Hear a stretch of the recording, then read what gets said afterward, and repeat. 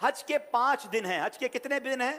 8 9 10 11 12 ذوالحجہ. 8 ذوالحجہ کو حاجی نے جانا ہوتا ہے مینا، اور وہاں ہم نے 5 نمازیں پڑھنی ہیں. 5 نمازیں پڑھنا وہ سنت ہے: ظہر، عصر، مغرب، عشاء اور 9 کی فجر. ٹھیک ہے، this is the most crucial and most important day of Hajj. حج کا سب سے اہم دن جو ہے وہ 9 ذوالحجہ ہے. یعنی اگر کوئی آپ سے سوال کرے حج کس دن ہوتا ہے، تو حج 9 ذوالحجہ کو ہوتا ہے، کیونکہ اس دن یوم عرفہ ہے. یہ حج کا رکن اعظم ہے، سب سے مین دن ہے جو حج کا، وہ 9 ذوالحجہ ہے. یعنی کوئی عرفات نہیں گیا تو اس کا حج ہی نہیں ہوگا نا. تو حج کا جو مین دن ہے وہ عرفات کا دن ہے. پورا دن عرفات میں گزارنا ہے.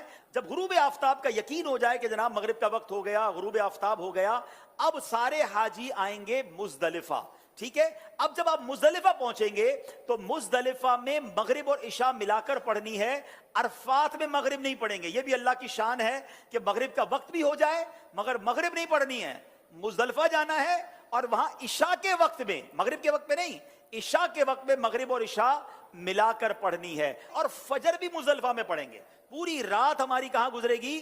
مزدلفہ میں. اب جو صبح آئے گی، کون سی صبح ہوگی؟ کون سی صبح ہوگی؟ 10 کی. 10 تاریخ کو کیا ہوتا ہے؟ کیا ہوتا ہے؟ ہاں، ساری دنیا بقرعید مناتی ہے مگر خدا کی قسم جو آج عید مناتا ہے نا، میلا کچیلا ہے، بال بکھرے ہوئے ہیں، مطلب نیند بھی نہیں ہوئی ہے، مگر خدا کی قسم وہ جو عید کا مزہ ہے، وہ جو تھکن کا مزہ ہے، وہ جو سرور ہے، وہ دنیا کی کسی اور چیز میں نہیں ہے. اللہ ہمیں ہر سال ایسی عید نصیب فرمائے. اب رات کو کنکریاں ڈھونڈ لینی ہے. اب 10 ذوالحجہ کو 3 کام کرنے، اس کی روٹین یاد کر لیں. 10 ذوالحجہ کا پہلا کام ہوگا شیطان کو کنکری مارنا. پہلا کام کیا ہے؟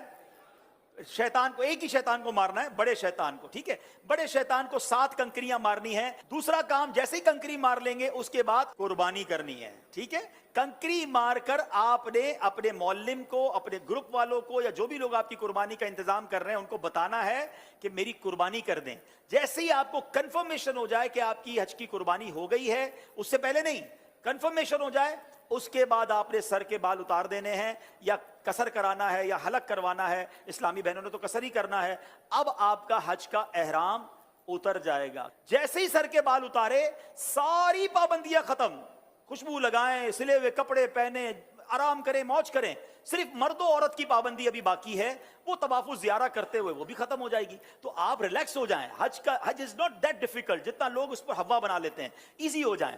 اب 10 ذوالحجہ کو، اب جب آپ نے سارے کام کر لیے تو افضل تو یہ ہے کہ 10 تاریخ کو ہی طواف زیارہ کر لیا جائے.